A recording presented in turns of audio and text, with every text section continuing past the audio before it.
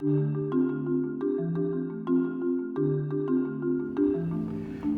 to ITU Telecom World 2017 from Busan, the Republic of Korea. I'm very pleased to be joined in the studio today by Mr. Tomomi Takagi, who is the CFO of Melody International.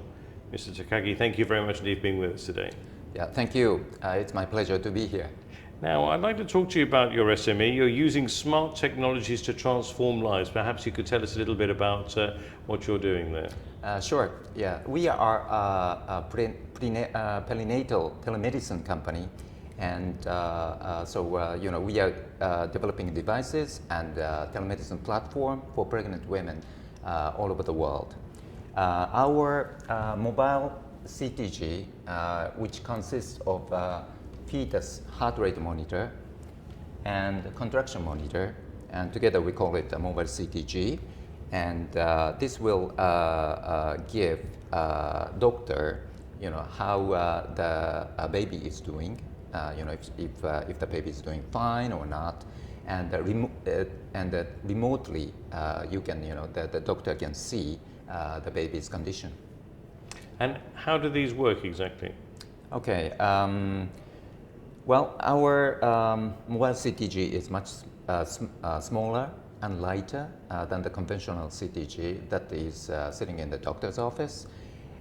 So the and it has a data transmission function. So these are the sensors, and it will give you the data to the monitors. You can use conventional monitors, like a laptop or these smartphones and so on. And this is the fetus heart rate and this is a contraction. And the doctors can see the baby's condition by looking at this data. So in developing countries where there is no obstetricians or very few obstetricians, you need to go miles away to see a doctor. But with these kind of telemedicine devices, the pregnant women do not have to go all the way to see a doctor. So it's relatively inexpensive then? Yes. We are aiming to make it very reasonably priced, half of the conventional devices, but we don't know. It all depends on how many we can sell. Of course, because I mean, if you're in a village, a remote village in Uganda or something like that, yes, then of course you might not have it to hand all the time, but you may be able to send it to them, or you might be able to share it amongst I suppose a whole health region or something like that, isn't it? Yes, exactly. Actually, we are experimenting in Thailand for 2 years now, and we are cooperating with Chiang Mai University. And Chiang Mai is located farther in the north of Thailand, and the outskirts of Chiang Mai city, it's very rural, and there are very few obstetricians in rural hospitals. So they are using our system, our devices. They send it to the local hospitals, and where there are general medical doctors or maybe midwives. And the pregnant women go to the local hospitals and then using our monitors and send the data to the obstetrician at the Chiang Mai University. And the obstetrician will read the data and tell what to do. That's great. And what, in terms of developing and developed markets, what impact do you hope to have? Okay, so in developing markets, we think we can, make a real difference in a way I just described, and also in developed countries. I don't know about the situation in other developed countries, but at least in Japan, actually the number of obstetricians is decreasing instead of increasing.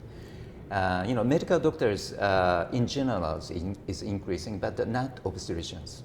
Why? I don't know. But anyway, so there are many areas actually, even in a crowded country like Japan, where there are very few obstetricians available.